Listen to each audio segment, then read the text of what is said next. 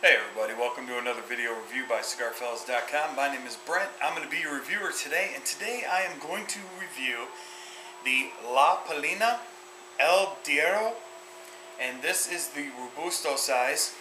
I got this really neat little, they sent me this really neat little pamphlet that kind of talks about the cigar, and oftentimes I kind of skip over this, but I was really caught by the information in here that this wrapper is a Honduran Corojo Rosada or Risotto, and the binder on this is a Honduran Criollo, and the filler is a Nicaraguan Corojo and a Criolla. And to me, that's just like, man, that's just got mouth watering all over the place to me. I've heard some really good stuff about these from the people that I have talked to about them. I have never smoked one. This will be the first time that I actually smoke one and review it, or one of the first times, without actually enjoying one beforehand. However, I was only able to get a hold of one of the Robustos, and this is my kind of preferred size, I guess you could say now, which is pretty common. I think a lot of people are kind of wrapped into that size. Construction on this, it's very well constructed. I can see the lines nice and neat where they've been rolled. It's definitely a little oily on the wrapper. The smell is it's a little different. Nothing, it's kind of sweet, but a different sweet that I'm not really accustomed to. The cap construction seems pretty good. There's a little vein up at the top, and it kind of bumped the cap out, but it is definitely it almost looks like a 4-piece cap. Let me count this again. 1, 2, 3. It might be a 3-piece. But then again, that little piece, it's kind of hard to tell. I'm going to go with 4-piece cap, which is really interesting. Mouthfeel and initial flavor. I can definitely pick up the pectin kind of feel of the cap, but not bad. That's really nice. One really nice thing about this, it really shows me that the construction on this cigar is so well, is that there is absolutely zero draw without being cut or punched on this cigar. I can really stress appreciation for that.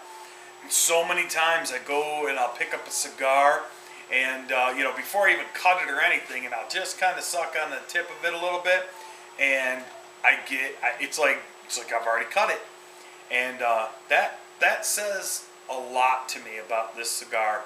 It says to me that that the construction and the way that these people paid attention to this is really kind of excellent. So I am going to punch this one, and I'm also going to light this with a wooden match.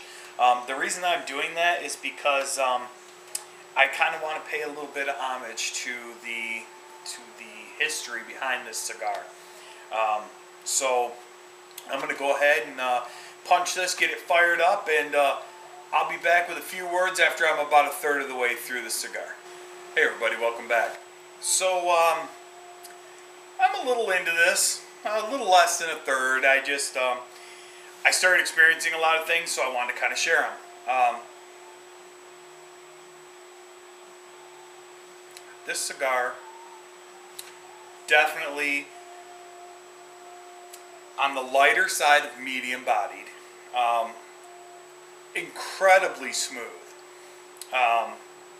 The aroma is very, very soft, subtle, sweet, creamy a little bit. The smoke is definitely creamy with kind of a sweet spice. almost, listen, I try not to use big words or kind of confusing things, but like cinnamon, like just cinnamon by itself. We've all had cinnamon toast or whatever, or things that are really cinnamony. But imagine just licking your finger, dipping it into some cinnamon, kind of getting it on your tongue. It's not a super sweet spice, but it's kind of got that. That's what it tastes like.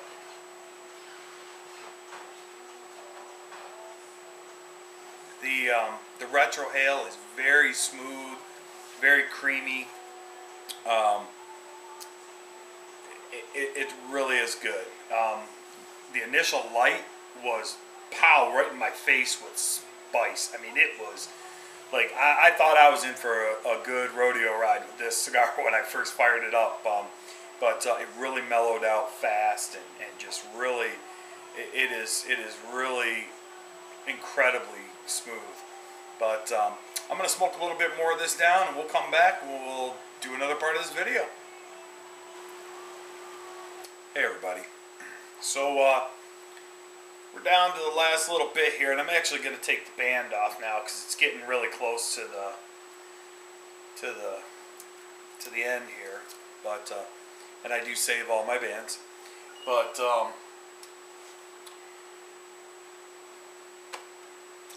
it's good. It's definitely a good cigar.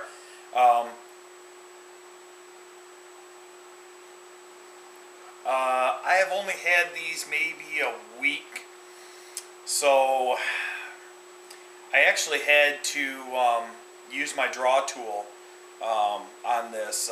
The draw about halfway through kind of tightened up a little bit. I also smoke my cigars kind of wet in my mouth, and if you don't know, I'm trying to think of how to explain it. There's some people that are real light on their cigars. They don't necessarily stick the cigar into their mouth. They just kind of pull off the end there. I have a tendency, I stick my cigar in my mouth, and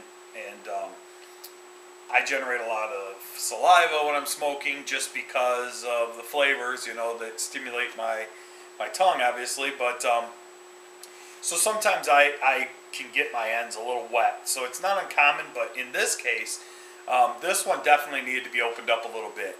I do have some other ones that I am going to review, and I'm going to let them acclimate in my humidor a little bit longer, try to give them a little bit more time to kind of, get to the 63%, relative humidity, which, like I've said before, is where I like to smoke my cigars.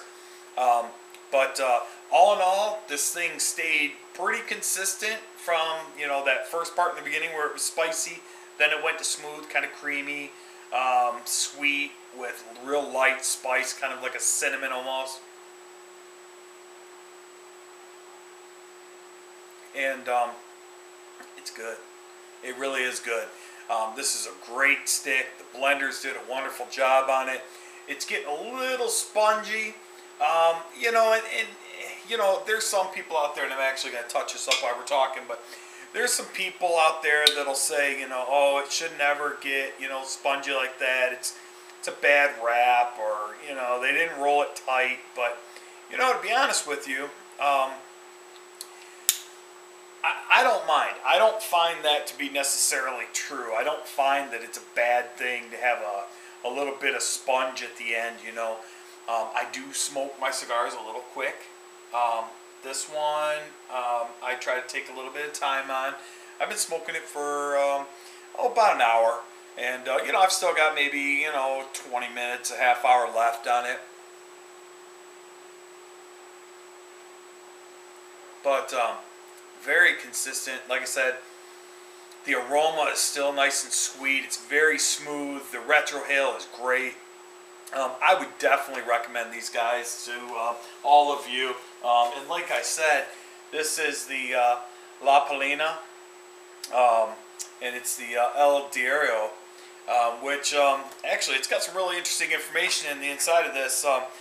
El Diario actually translates to English as the daily, and they say that it's kind of like the daily cigar, the daily smoke.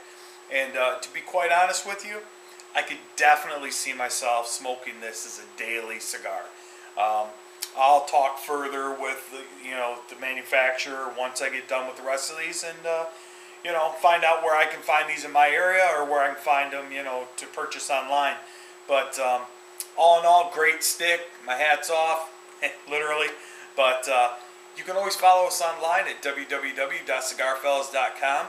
You can check us out on Facebook at facebook.com/cigarfellas, and on Twitter as well at cigarfellas. My name's Brent. My friends call me Moose. You can too. And we'll catch you next time on Cigar Fellas.